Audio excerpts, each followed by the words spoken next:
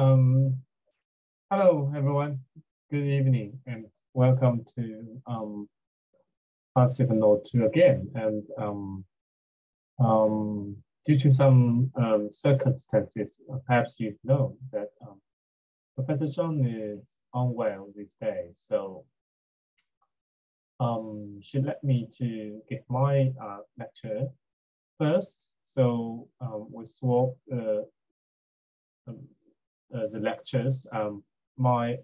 This lecture is originally scheduled in April, so I have to move it forward.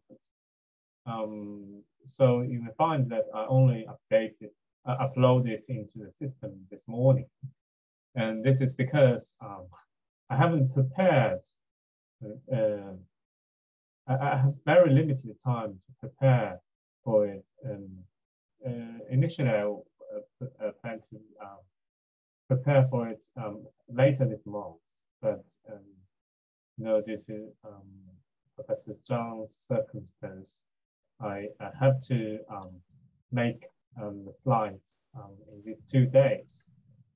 I know it's a very difficult, very challenging period for us all, and hope you can all stay safe, and perhaps some of you have already been back to mainland. 问大家一个问题啊，你们觉得如今安卓手机的机皇应该是谁呢？请把你的答案打在弹幕里。因为定位。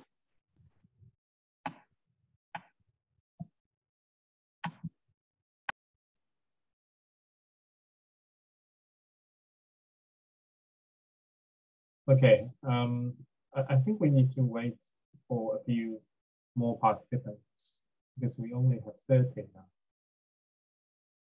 We're expected to have more than 100. But in any case, this is recorded, and I know it's very difficult time, so I fully understand. So thank you for coming. Let's wait for another 2 or 3 minutes, maybe.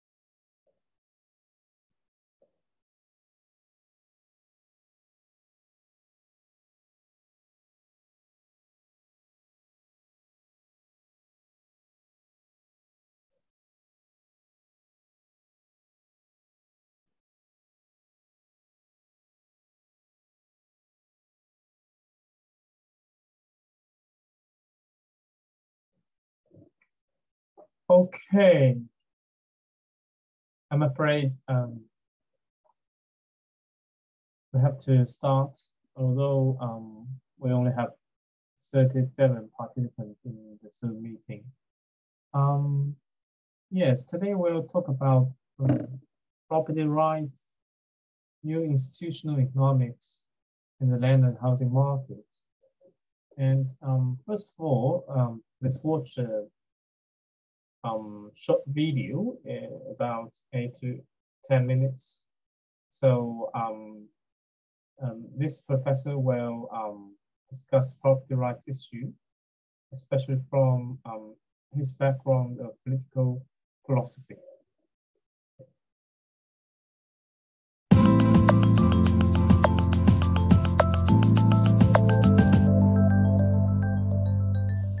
We've been talking about how rights work and why they might be important in the abstract. We haven't really talked so much about which rights we have and why. So let's start by talking about then property rights. How do property rights work and what value do they have, if any? So if you think about it in the abstract, what a property right is a bundle of many different rights that often come together. So if I say that this is my watch, what I mean is a number of different things by this. In particular, I have a right to exclude other people from interacting with this piece of the universe. There's one small part of the universe, this watch, and none of you can interact with it without my permission. So the central right is a right of exclusion. But property rights usually include other rights as well. A right to use something without asking permission of others, a right to modify or destroy things. I could just destroy this watch if I felt like it, I'd be allowed to. A right to sell something or to give it away or to transfer the ownership to others. A right to rent it or sell it, make money off of it, and so forth. Now, that's what a property right is in the abstract. We can own different things in different ways. Like if you own a cat, you can't do everything to the cat that you can do to, say, your watch. I have a pool club membership, and that comes with certain restricted covenants, so I'm not allowed to just sell that for any price that I want. I can't transfer it to anybody I want. I can only transfer it to people that live in my neighborhood. So some rights we have, or some property rights are more extensive than others. We can own things in different ways, but in general, that's what a property right is. It's the right to exclude others from interacting with something, plus some other rights like the right to use and modify and destroy. So why should we put up with this? Why do we have these conventions, these rules about property? Why do we live with them in the first place? Are they a good idea? Not everyone thinks so. So here's a quote from Jean-Jacques Rousseau on this very point. He says, "The first person who, having enclosed a plot of ground, thought of saying, 'This is mine,' and found people simple enough to believe him, was the true founder of civil society. What crimes, wars, murders, what miseries and horrors would the human race have been spared by someone who, pulling up the stakes or filling in the ditch, had cried out to his fellow humans, 'Beware of listening to this impostor. You are lost if you forget that the fruits of are everyone's and the earth is no one's.'" So Rousseau, not a big fan of property. I mean, what war, all the disasters that have followed in human history, we could have avoided those if we just hadn't invented private property. We should just get rid of it. Is he right? And well, even if you disagree with Rousseau, he's got a point. There's something kind of puzzling about property, which is, if I say, "This is mine, you can't interact with it," well, why should you just go along with that? Why not just say, "No, that's everybody's, anyone can use that"? Why do I get to exclude people from some chunks of the universe? So think of it this way. The starting point, before anyone ever owned anything, everything was unowned. No one owned anything. It wasn't collectively owned, just was unowned. No one had a claim to it anywhere. And in a sense, there's a lot of freedom there, because you had the freedom to go anywhere that you want. Whatever people around, they could just go wherever they want. They weren't excluded from any parts of the world. You could travel anywhere, you could use anything, you can interact with anything, you could grab an apple from any tree you happen to see. Seems pretty great. So then someone comes along and puts up a fence and says, "This plot of land here, this is mine. None of you can go here anymore. Yesterday, you're all free to walk there. Now you're not. And not only that, I take it that you have an enforceable obligation not to step on this plot of land that I put a fence around. And what's more, if I see you doing it, I might beat you up." Well, Rousseau seems he has a point. What could possibly justify someone doing that? We used to be free to go everywhere, and now there's this chunk of land here, and you're not free to go there. So John Locke was thinking about this as well, and he said, well, maybe we could have a rule that says you could acquire property in resources provided you leave enough and as good for others. So you interact with the resource in some way, you work productively on it, you make the resource a little bit more valuable, you use your labor on the resource, and then you can acquire that resource to be your own provided you leave enough and as good for others. But many people have reacted to that by saying that's an impossible standard to satisfy, because let's say I take a plot of land. Well, it's not like more land is being created. Like if you imagine that this table is all the land on Earth, if I take a couple acres and say, "This is mine," well, I've just reduced the total amount of land for everybody else by a few acres. And the next person comes along and takes a few acres and says, "This is mine," and now we're out, 10 acres or so, and there's very little new land being created, small amount of rocks in Hawaii, and that's about it. So it seems like every time someone privatizes things and acquires it for himself or herself, they're just reducing the amount of stuff that's available for other people. And it seems like being a latecomer to the property game means you're in big trouble. You show up and there's nothing for you, all the land has been taken, and you're just going to starve to death and die. So that seems to be a complaint about private property. It seems like Locke's standard, leave enough and is good for others, can't possibly be satisfied. But it's probably a mistake, actually. And Locke, I think, realized this as well. So a good way of thinking about this is that property rights regimes actually leave more and better for others. One way of thinking about that is this. I own some land in Virginia. I'm much better off, though, than the people who originally got there. So you might imagine it as some people got to Virginia first, they snatched up all the land, and then they were really rich and happy, and then the latecomers like me get nothing. That's not actually true. I'm actually much better off than they were. Why? Because part of what happens when you privatize things is you allow people to work on that stuff more productively. Locke himself said this. He says a bit of land that's sort of left in the commons that no one's using, that might produce very small amounts of food, but if you allow someone to privatize it and farm on it, he might increase the supply, the stock of food coming out of it by a factor of 10,000. And then what he'll do is trade that with other people, and then everyone will be much better off. And that's actually true. Our standard of living is much, much higher than people who came before us. I mean, a good way of thinking about that from an economic perspective is throughout human history, the typical person worldwide lived on less than $1 a day. As of 1 AD, if you look at, say, Brad DeLong's economics textbook on this, per capita income in current dollars is about $250 at most. The average person worldwide, the typical person worldwide, is living in what the UN now considers extreme poverty. But now we're much richer. Why? Because we privatized things and traded.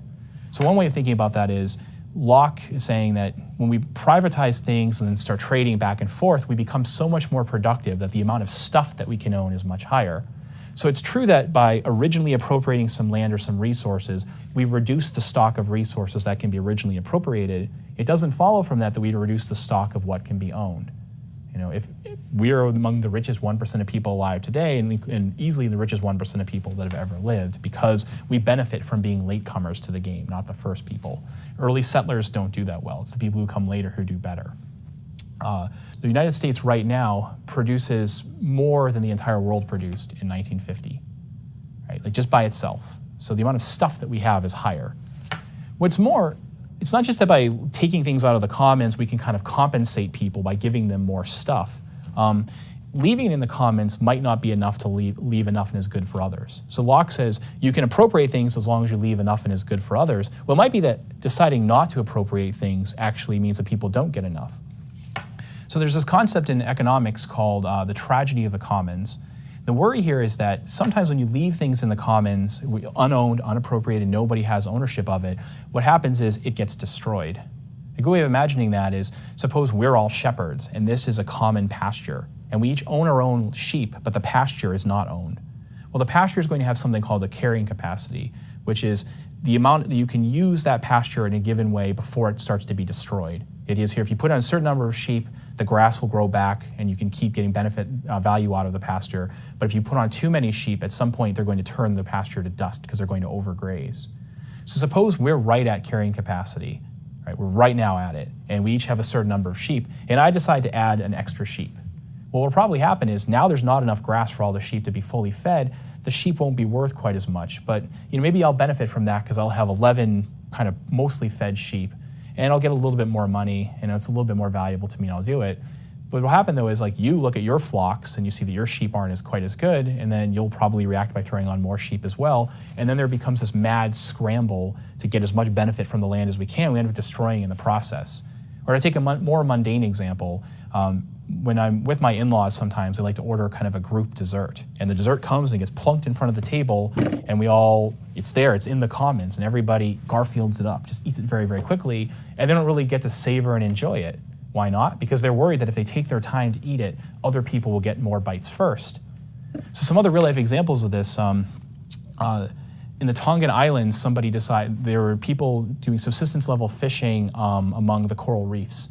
And someone came up with a new technology for fishing. They would take bleach and pour it into the coral reefs, which would suffocate the fish, and then they could catch a large number of fish. Now, if people are used to catch fish with spears and other kind of traditional methods, they're only catching a few fish at the time. They bring that to the market. Each individual fish is worth a lot. But when someone does this, he catches hundreds of fish at one time. He brings them to the market. The per unit price of fish goes down dramatically. So one person starts bleach fishing, and then the other people have to react by bleach fishing as well. Otherwise, they're not going to be able to feed their families. The problem with bleach fishing, of course, is it doesn't just kill the fish, it kills the coral reef, the very thing on which they're depending. So throughout history, you keep finding that when people hold things in common, collectively, the problem is they have this incentive to overuse it and destroy it, and this is called the tragedy of the commons. So one imperative there is if you want to leave enough and it's good for others, you've got to find some way to control what's a common resource. All right? And there's two basic ways of doing that. One is you create a leviathan and you let the leviathan control it and tell other people what to do. And the other option is you parcel and privatize it and let people have their own stuff.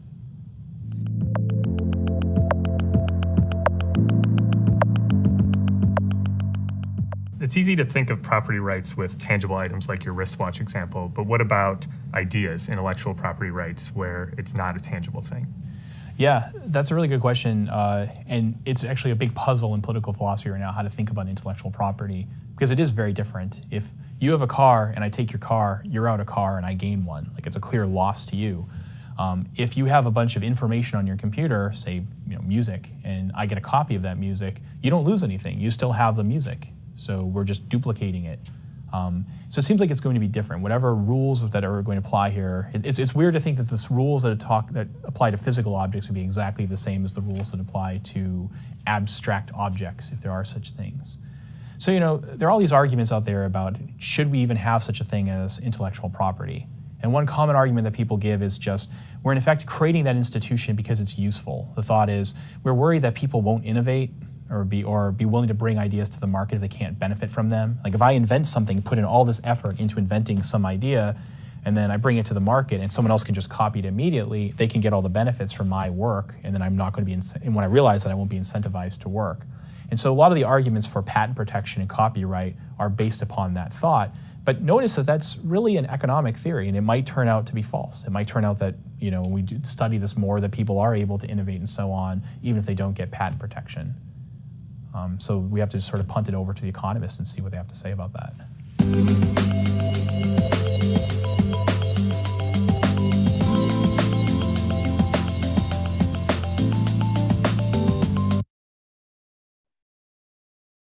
Okay, so I think from this video, actually, you can learn several issues. First, what is property rights, right? It might exclude other users to appropriate your assets. And it also discuss the concept like tragedy of commons.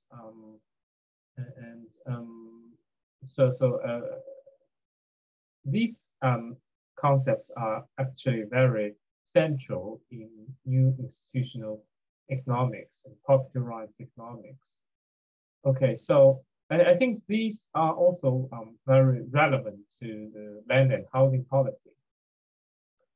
So today we will discuss, I think, three sections.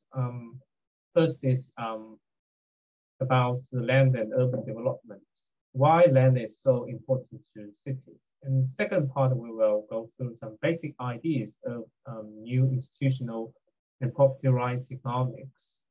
And third, we will see a case in in Brazil, to see how the formal institutions and the informal institutions work in protecting the low-income people's housing and their tenure security.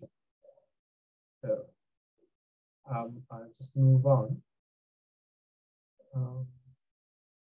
So according to the United Nations Habitat, so 7 out of 10 people are living in urban areas, and approximately 20,000 people per day will add to this increase in urban population. I think this is pretty true in some developing countries, and the pace might be slow in some developed countries. And also, the situation might change a bit during the COVID, because during the COVID, some people might go back to some rural areas, especially I think I mentioned in in last semester's course that, for example, in Australia, some people just move to regional cities, and so the housing market there become even more stressed. And crucially, so 91% of that 20,000 will be in developing countries. So while the rate of urbanization in developing countries is slowing down, there is from just less than 3% in 2000 and to about 2.4% in 2010. However, there is still 3.5 times higher than the overall population growth of developed countries. So when people go to cities, land is they need to occupy a piece of land, a parcel of land. So there are also many troubles brought by rapid urbanization because the cities need to accommodate this growth, right? And yet there are many cities that lack adequate infrastructures and service for their growing populations. And therefore, access to land and housing becomes increasingly scarce. Scarce. And this is reflected in the escalating property price. So that's why we can see that the major cities, global major cities, are always witnessing increasing property rights because people always come. But when people can't come, the price might be frozen. And for example, here in Hong Kong, due to the COVID situation, it's a very challenging time. So I know some of the mainland students just go back to mainland city. So the renting price of the housing market here, I think the market is undergoing a downturn, right? So it might be a good time to rent some ideal properties during this time. And also the expansion of the informal settlement is the gap between the demand for land and its provision by the public sector and the private formal sector. And it's because the formal sector can't, they aren't able or unwilling to provide housing for the poor. So the poor people, they just help themselves. So these are some informal housing settlements in South Africa, and not only in Africa and Southeast Asia, also I think in some developed countries. I think I mentioned some cases, in the United States and in Sydney, in Australia, major cities, some informal housing phenomenon also emerged. So land is also a very important field of economics. So we have the subjects land economics, housing economics, and land in economics terms is seen as a market asset, from which capital can be derived, linked with future growth and productivity, that accommodated by the piece of land. So as the literature mentioned, that modern land market isn't about the quality of land available, but the opportunities that are created for the commodification of land, creating secondary and derivative markets. However, if there is no intervention, the land markets usually exclude the poor, benefits the few rich only. As the professor in the video mentioned, he is much better off than the first comers, right?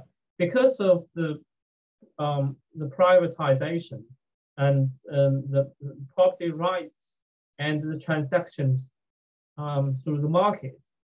So the fundamental nature of land market is to exclude those who don't have the ability to build on the asset and drive future expectations of wealth from it for greater benefit of the rest of the economy. Where does this leave those in the informal economy?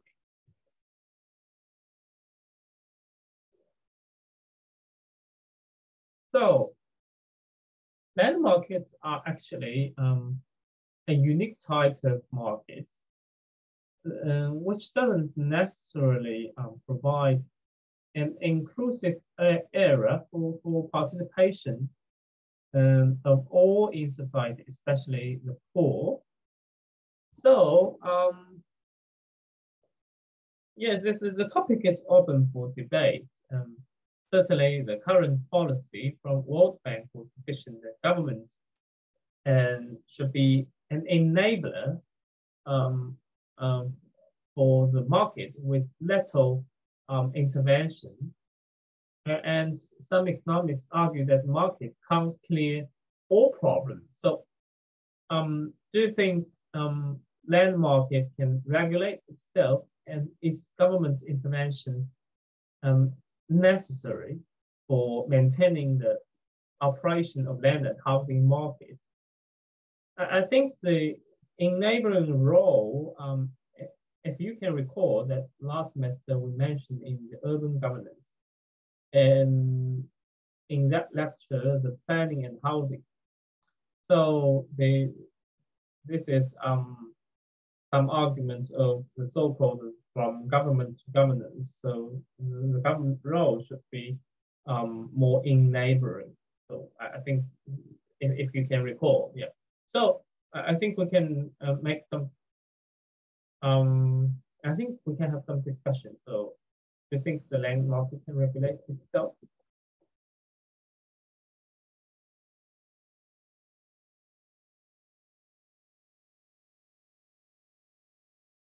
Now we have more than 90 participants.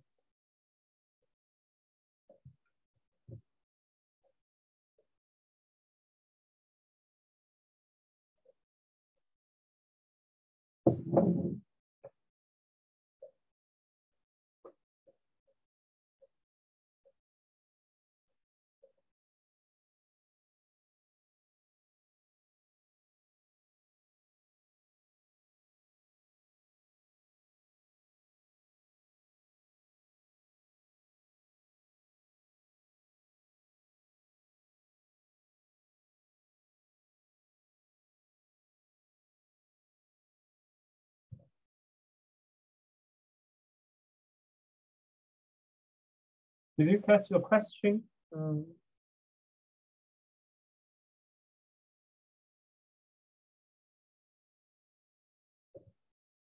I think the discussion is also connected with what we've discussed about government intervention in the market failure concept. And yes, it shouldn't be that difficult.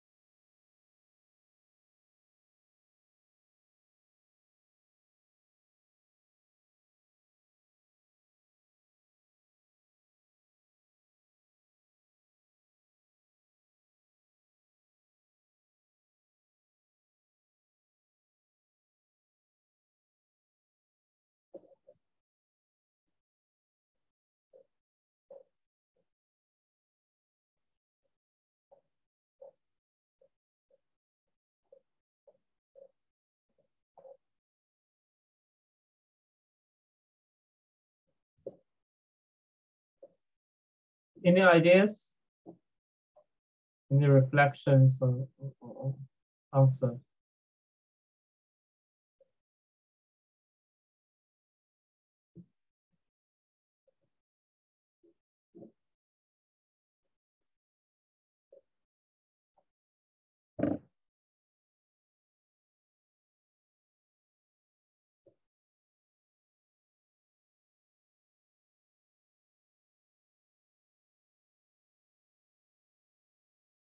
You know,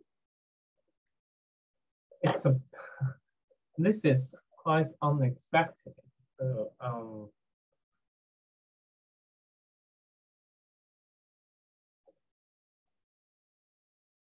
okay. I think I will move on.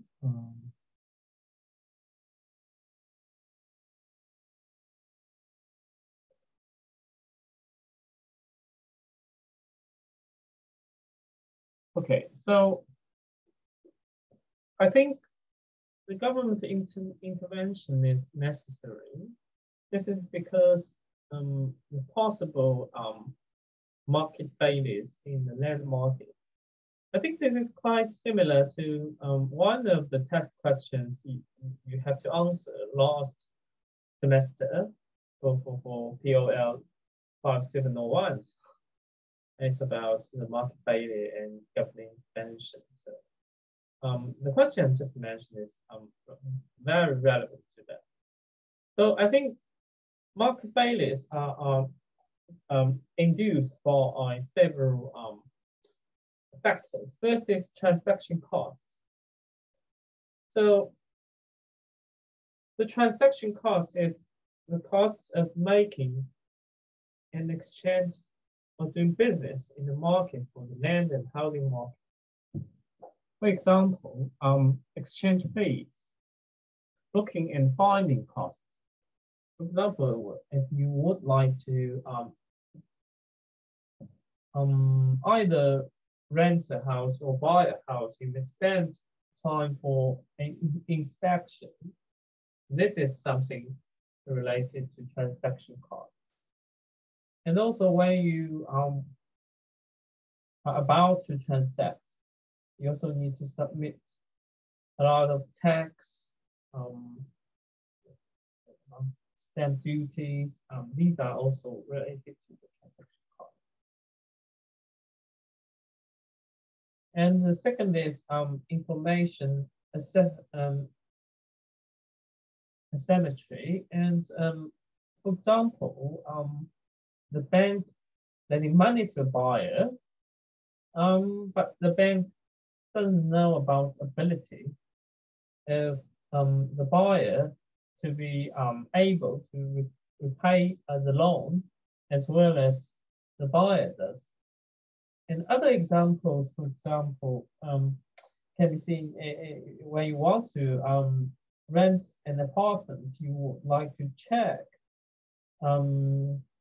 whether the last tenants or whether there is any incident like suicides taking place in that apartment several years ago. So you need such kind of information. But sometimes such kind of information is not available. So the landlord, of course, knows that, but as a tenant, it is very hard to get such kind of information if there is no government intervention. So in some cities, the government will provide such kind of information. I think Hong Kong government also provides the information. So whenever you want to rent an apartment, you can check whether such kind of incidents took place in that dwelling several years ago or just recently.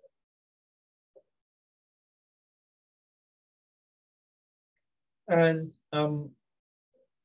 third issue is the spatial fixity of the land and neighborhood externality. So the value of land and housing is interlinked to whether there are services connected to that land or house, usually provided by the government. And also, as I mentioned earlier, if you can still recall, urban planning is a form of regulation that can provide, it can offset the negative externality, and it can increase accessibility for some remote neighborhoods.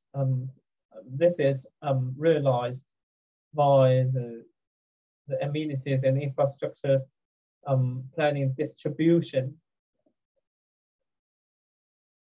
So there are some justifications. Okay. Although we can always see the debate. Okay, the debate of this issue is going on, but at least we can reach the consensus that government intervention should counteract the market failure to some extent. And the major ways is through first eliminating market imperfection. Second is removing externalities. And also it's about redistribution, the allocation of scarce resources such as land, and also, as I mentioned, some municipal facilities, amenities to the disadvantage. However, the World Bank still discourage over-regulation and intervention, as it worries that too intense government intervention might hinder the market process. So the informal housing sector actually is close to the problem caused by land market deficiency. That is, the poor economic and living conditions of the poor. In terms of the specific ways of intervention,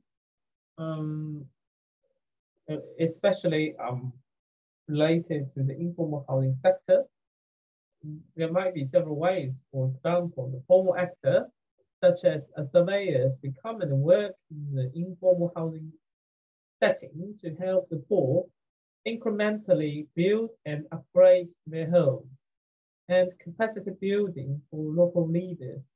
For example, training in technicalities of land registration, and also providing a simple land management system.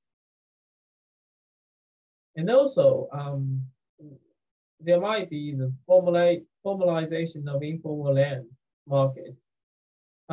However, this might lead to the exclusion of the poor. I think we can talk this later.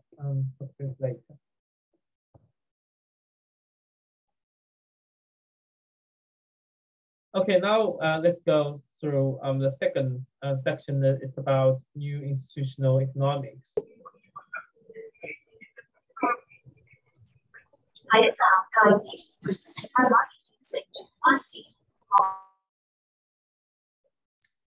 So about the new institutional economics. Next station. As an expansion. Sorry, I think I need to mute. Okay, so it's an extension of new classical economic thinking that has dominated the Western democracies in the in the last few decades. So let's go through some key points of new classical economics.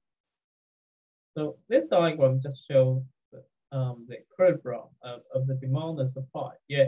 So this is the key kernel arguments of new classical economics. And so First, Pareto optimal efficiency can be achieved by the market, and also the power of the market is paramount. And the market itself consists of perfect information, and there is no opportunistic behavior by individuals. And through the market, through the operation of the market, resources will be allocated to the most productive use, and there is no institution speed. However, compared with new classical economics, new institutional economics differs in these ways. First, if the presumption of perfect competition in new classical economics is unrealistic, where economic systems rely on the pricing mechanism. New classical theory is based on the survival of the fittest scenario, but new institutional economics view the market evolving over time, and they are affected by opportunistic behavior of individuals. Actually, this hasn't been accounted in new classical theory. And also, new institutional economics does not replace new classical economic theory. Actually, it acts as an extension, because it extends it to include institutions and the issues of transaction costs.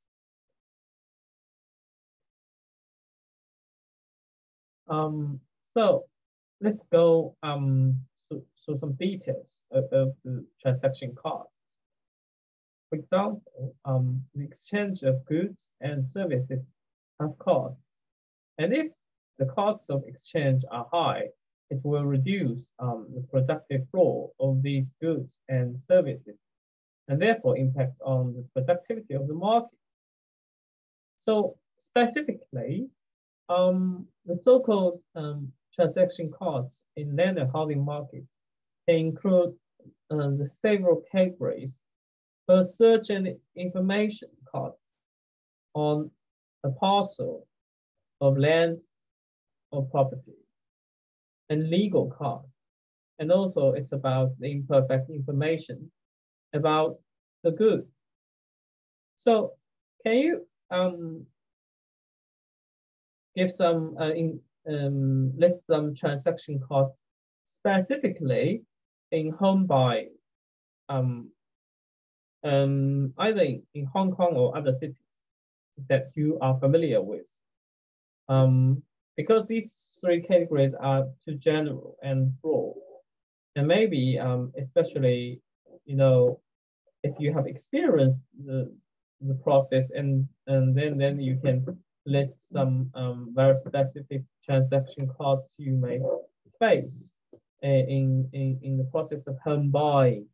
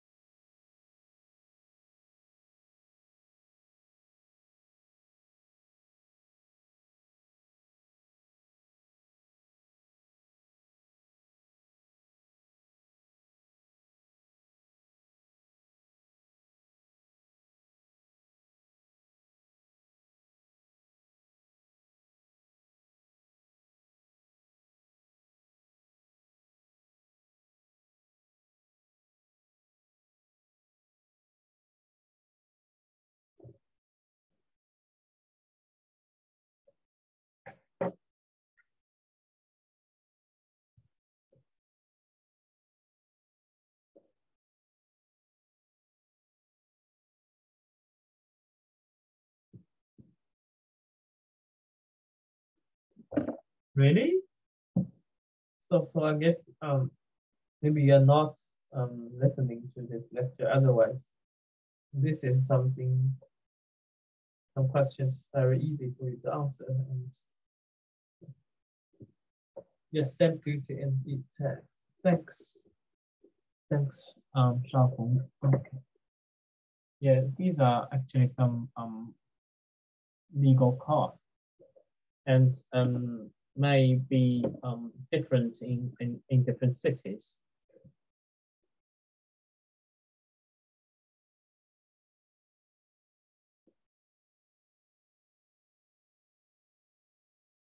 Okay, so yeah, this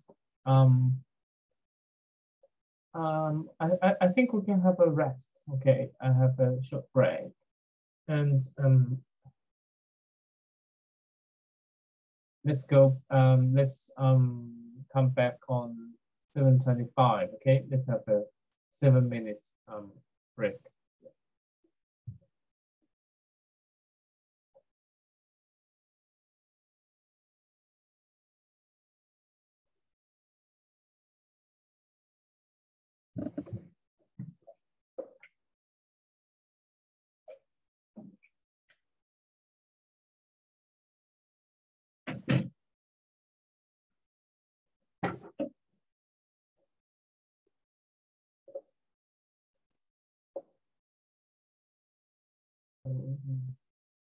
Okay, so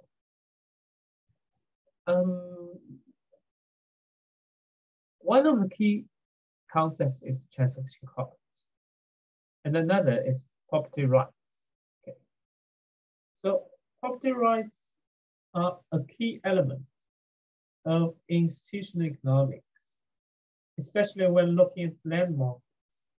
So if property rights are in place and are enforceable, then they will reduce transaction costs, as less money is spent on trying to establish ownership rights.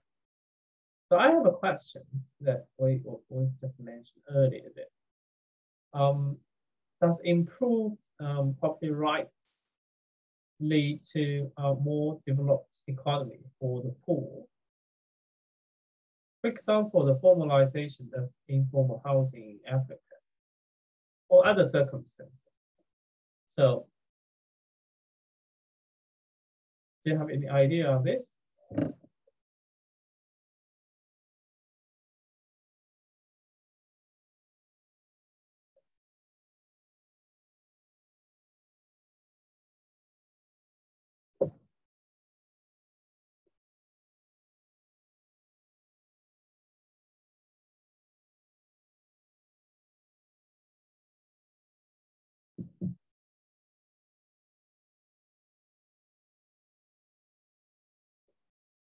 Actually, we mentioned this in my last course. It's about the planning and housing low-income population. So there is some arguments and debates between De Soto and Alan Gilbert. So yes, so I assume that we should remember something. In any case, maybe you can. You need some more time, or you don't want to answer this question.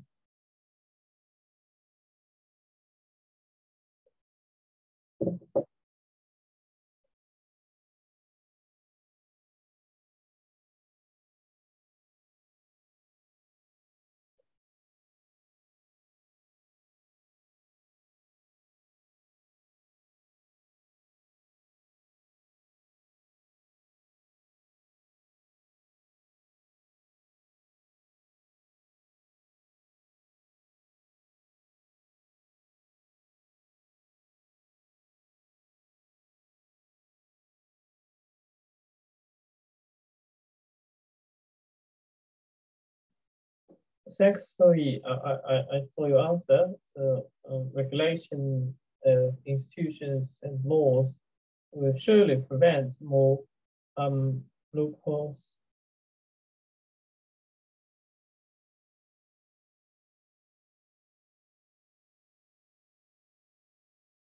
I think it might be a question. This is a very tricky question, and I think improved property rights can have some benefits, but at the same time, it may also have some costs. For example, the professor mentioned that due to the privatized property rights, and then the market transaction, and then it tends to exclude the poor. So I think it's also the same story in some informal housing sector.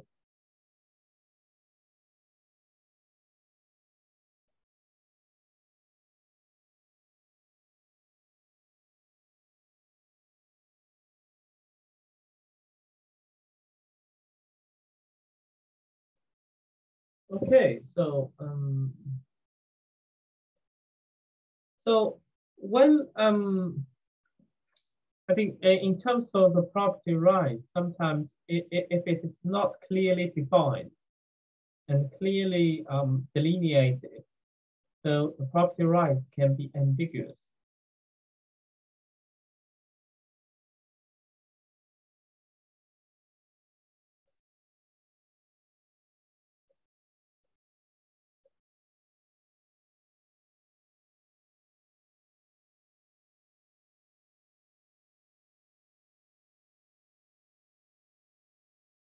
Yes, I'm actually reading your answer. Yes, correct. The effects will be limited for the poor people. And the ambiguity of de facto rights may due to asymmetrical information, and also there might be some disputes over de jure rights, and also there might be the gap between de jure and de facto rights. So because of the difference, the ambiguous rights is ambiguous. Property rights is ambiguous. So I have a question that we know that in China, there is a pervasive housing product called small property rights housing. And we also say it is one kind of informal housing. Why it is informal? Because of the property rights is incomplete. So there is so the gap between de jure and de facto rights for small property rights housing. Can anyone elaborate on this issue? Why there is such a kind of gap? So how it is regulated by law?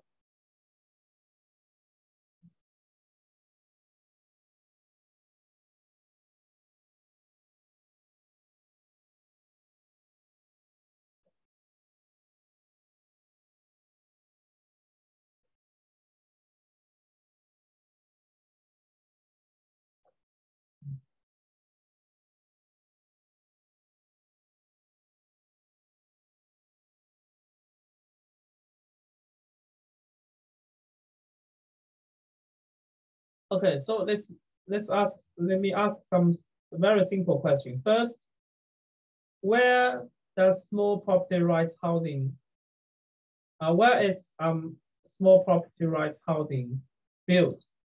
On state land or rural land?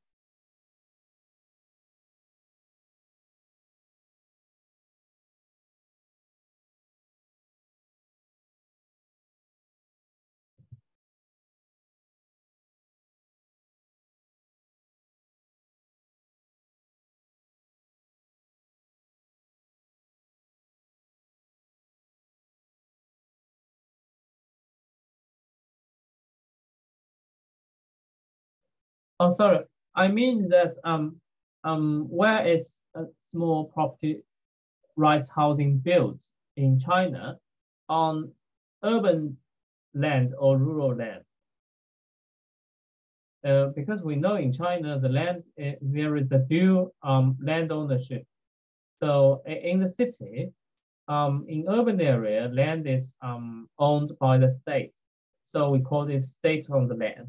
But in rural areas, land is owned by the rural collective and jointly owned by the members of that collective. But for example, if you hold rural hukou, then you share the ownership. Yes. So let me say SPRH.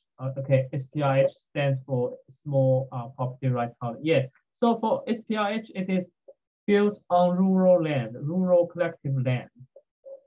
But according to the regulations, the law, houses, commercial houses can't be built on rural land. It can only be built on state-owned land. That means there must be a land ownership transfer first from a rural collective to urban governments.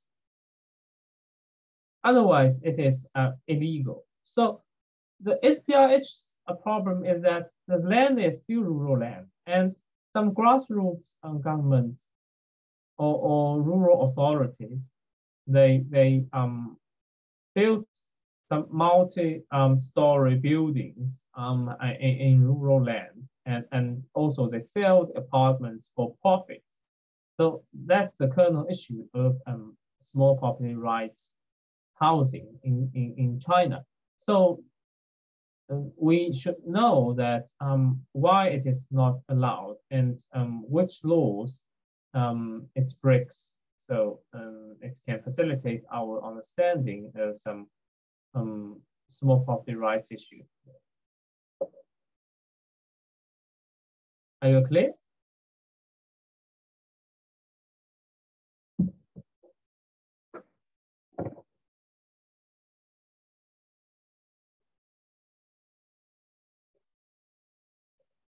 Okay, and another key concept is institution. There are a variety of definitions of institutions, differentiating levels of formality and organizational complexity. And institutions are integrated system of rules that structure social interactions. So most, I think the regular definitions may include informal but regularized practices, such as handshakes, whereas the most narrow definitions may only include institutions that are highly formalized. For example, specify the law, rules, and complex organizational structures. So Barthand states that over time in Western societies, institutions have been developed to enforce, for example, property rights, which should reduce uncertainty in the market, so reducing transaction costs, and allowing the market to operate efficiently. And Knowles, who received the Nobel Prize in economics, he stated that institutions are the norms and the rules that govern society and have been developed by human beings throughout history to reduce the uncertainty. And institutions can sometimes serve to keep control of the market in hands of a few.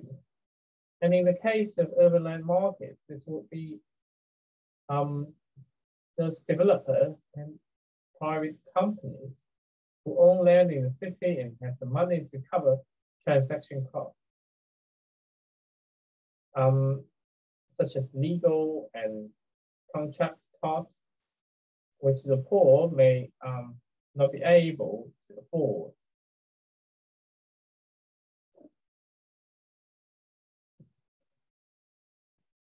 So this is, I think, the logic of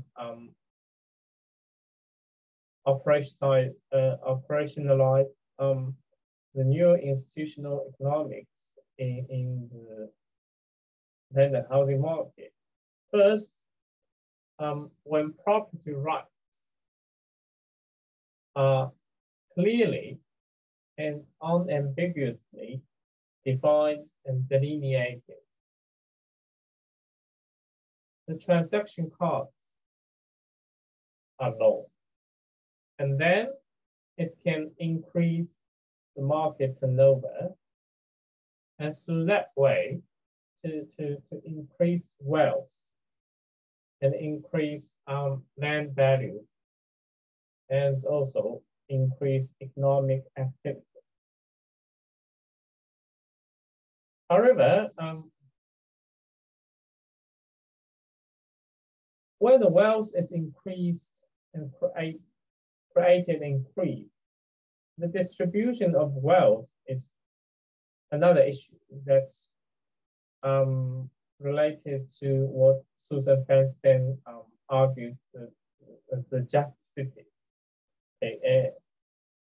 If there is no mechanism for distribution, the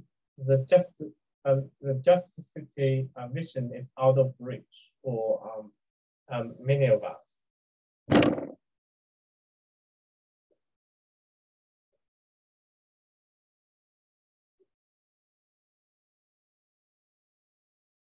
Okay, so the third section, we will look at the case in Brazil. This country, we know it is famous for enormous informal housing sector. So this is the story of Escada.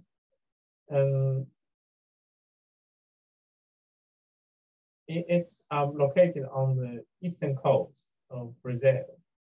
So it has a very beautiful coastal scenery, very similar to the eastern coast of Australia.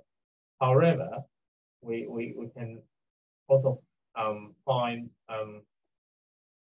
enormous informal housing sector in this country. So in this case, we can see the occupation, eviction, and reoccupation in the formal land market. And we will also compare the role of some formal and informal institutions, how they work to reduce uncertainty and facilitate the land market, as we mentioned before. Then we will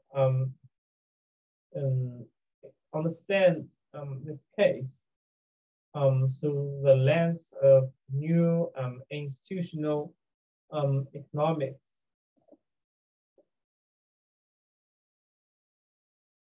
So Escada is actually a piece of land that was vacant for several years and have been earmarked by the owner.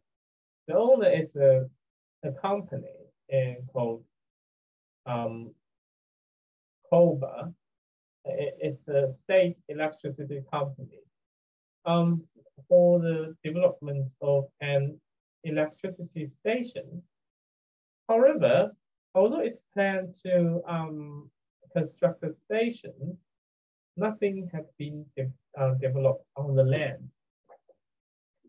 And in 2006, the number of low-income families who had no access to the land market occupied the land.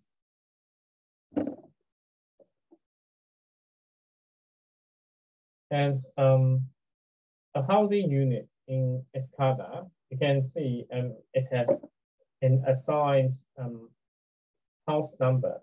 Although it has no legal title is still marked with a number, house number.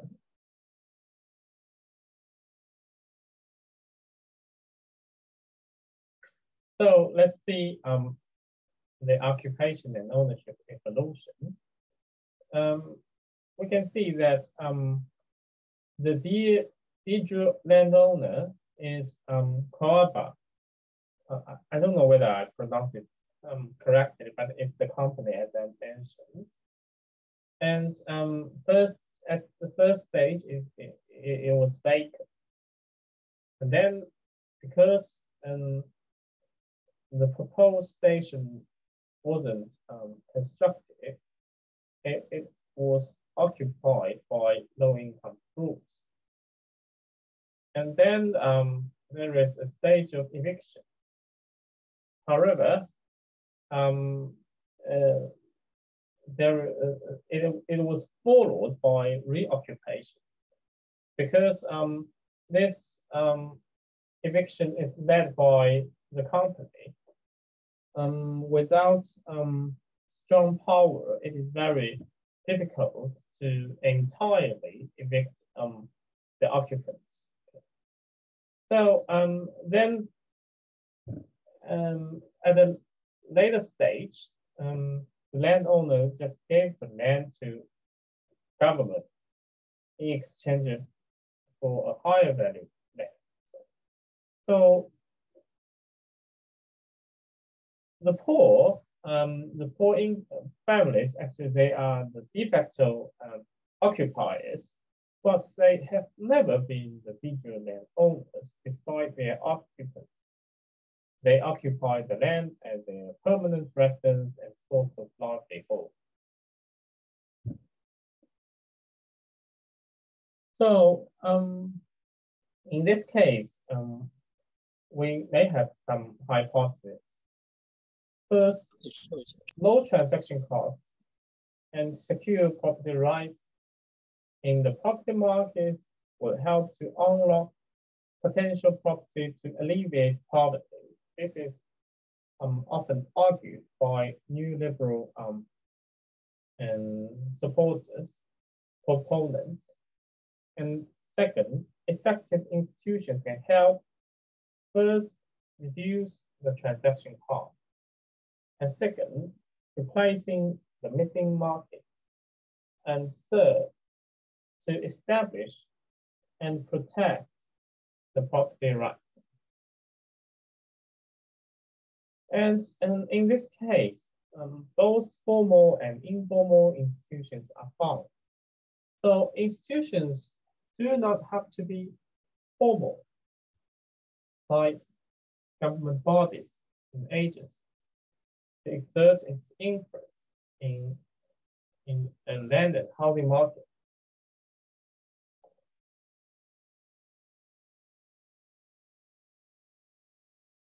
These are two formal institutions.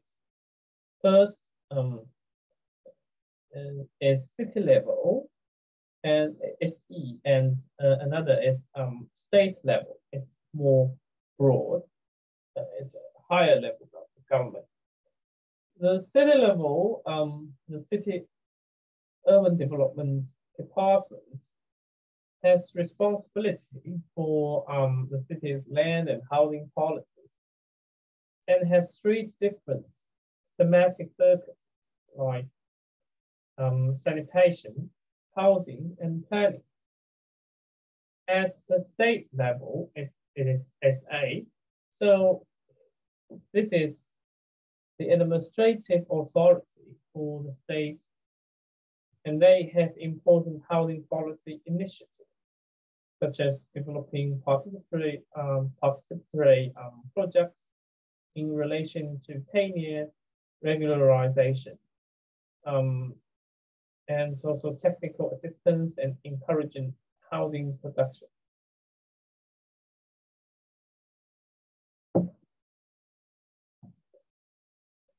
In addition to the formal institution, there is also informal institution. MS. This is a movement, political movement organization, and they represented approximately 22 occupations. So they have about 4,000 families in that city, and also including our case study site, Escala. So it's also bridged the landowner and the occupants.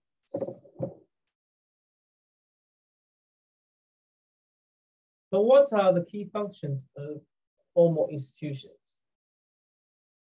First is reduce transaction costs. This is in terms of some missing and imperfect information.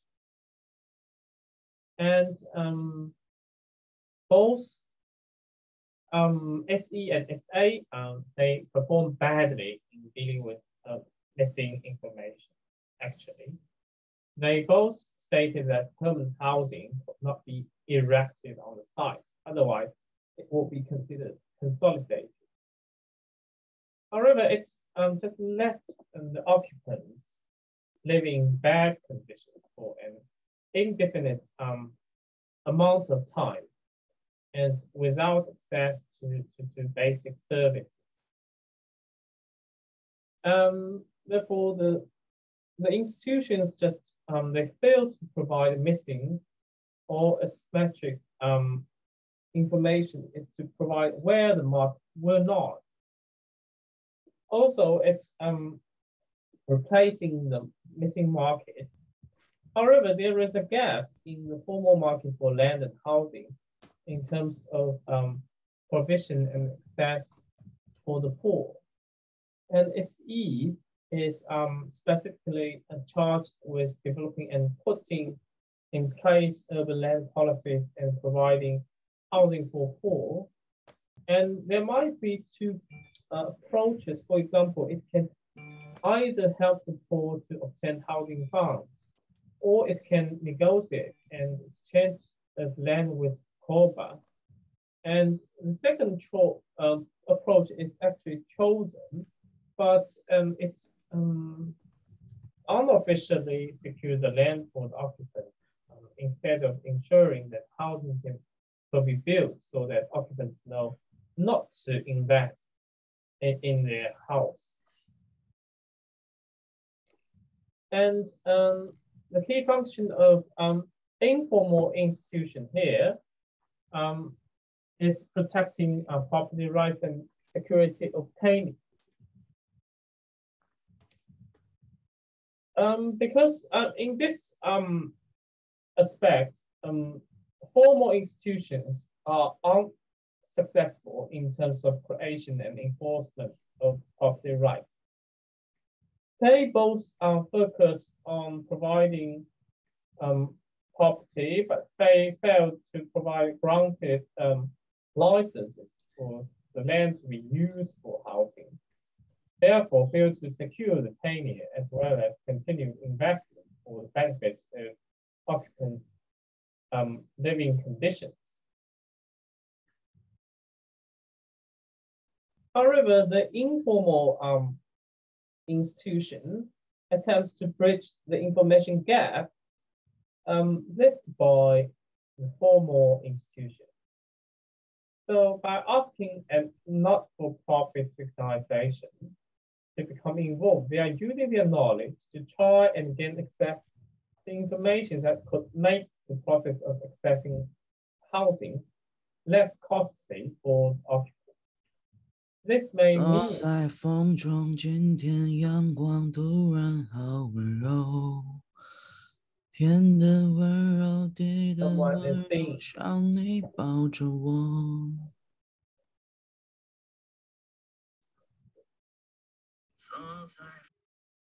Okay, I have muted it.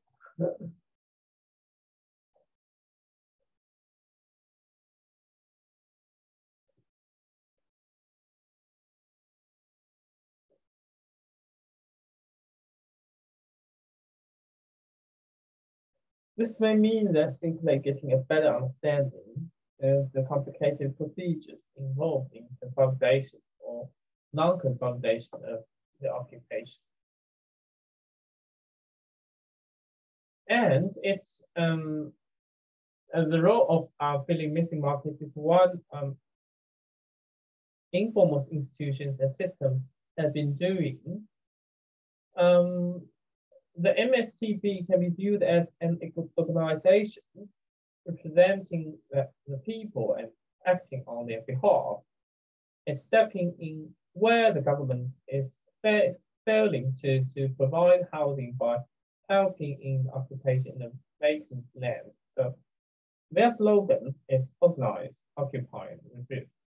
And the main goal is through occupation of vacant land, putting pressure on public officials to fulfill the people's constitutional rights of housing.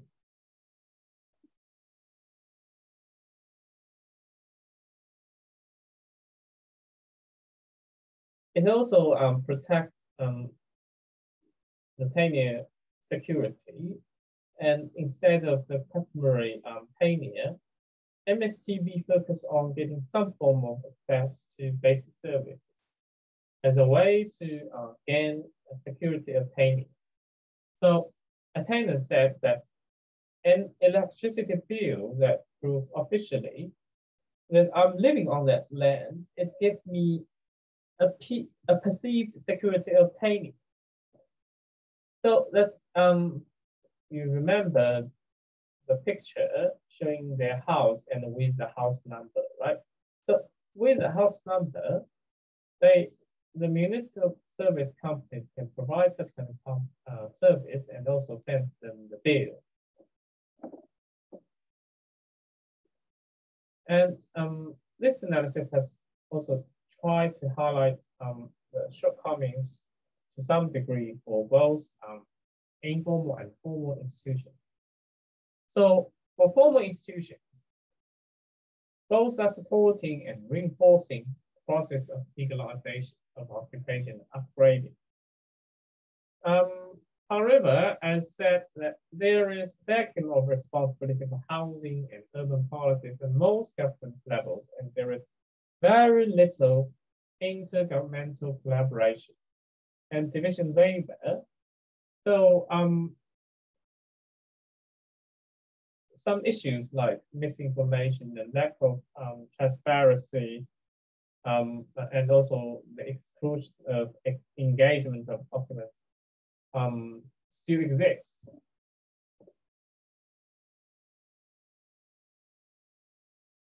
So at the same time, they do fulfill some parts the role of providing for property rights.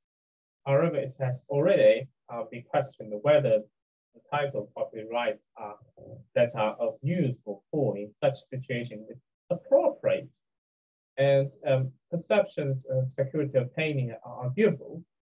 And for occupants of Escada, legal connections to basic service not only upgrade their standards of living, but also their legal rights to remain on that land. And this is not necessarily how the formal institutions view it. And their view of property rights and security obtaining is based more on formal owner occupation rights. And this also connects with the discussion on whether we should focus on secure tenure by law or the secure occupancy that perceived by tenants. And also for this is connected with the formal discussion on whether the title delivery is necessary. Actually, I imagine that there is a debate between De Soto and Galbert. Yeah. De Soto's argument is that the lack of a legal title brings existing tenants a sense of insecurity and social stigma, so that their motivations to investing and decorate the dwelling will be hindered and their possibility of using the property as collateral will be restricted. However, Gilbert criticized this sort of argument, and they said the legal title in countries with dysfunctional governments can't necessarily protect renters from forced eviction. And this has been seen in many countries, including India and Kenya.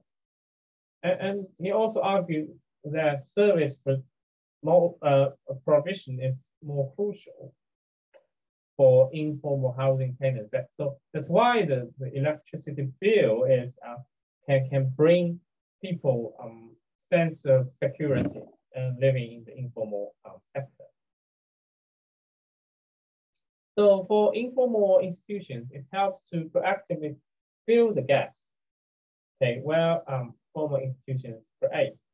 So its role isn't necessarily one of distributing funds or being a civil society organization in probably the most conventional sense. Instead, their role is in navigating such costs of the market as missing or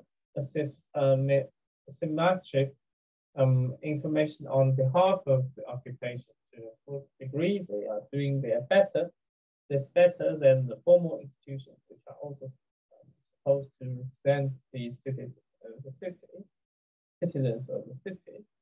And the informal organization also has its limitation because there is probably more scope for the role in facilitating a market for poor if they were more willing to work with the state and if they are officially recognized. Okay, so at the same time, they do fulfill some part of the role of providing for property rights. However, it has already been questioned whether the type of property rights that are of use for the poor in such a situation is appropriate. And perception of security of tenure are arguable. And for the occupants of escada, legal connection to basic service not only upgrade their standard of living, but also they are legal rights to depend on that line. However, this is not necessarily how the formal institutions view it. Their view of property rights and security tenure is based on more formal owner occupation rights. And I think we can also link back to the Chinese case. So why small property rights housing thrives even if with incomplete property rights? And why do people living in SPRH still perceive a high level of secure occupancy? So these are, actually, I don't know whether you are interested in this topic. I know that you have a group discussion or tutorial topic on this. And I suggest you, I think I have suggested some readings in the course outline and send it to Dr. Zhang. She has already incorporated these, the reading list. Okay, so let's make a very short conclusion. So to develop an understanding of the ways in which institutions, formal or informal, can be held accountable for facilitating better access to markets for the poor, and also to understand the transaction costs exist and that they are hard to overcome for certain sectors of society. In general, the new institutional economic approach helps to unravel how markets are influenced by institutions and can be facilitated better. And this is especially the case when looking at land and housing markets. So I hope this lecture can be of help.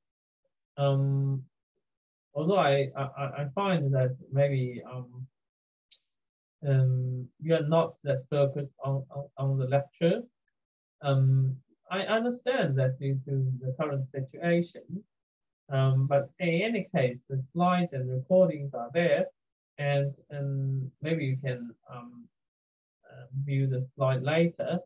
And yeah, that's all for today. If you have any questions,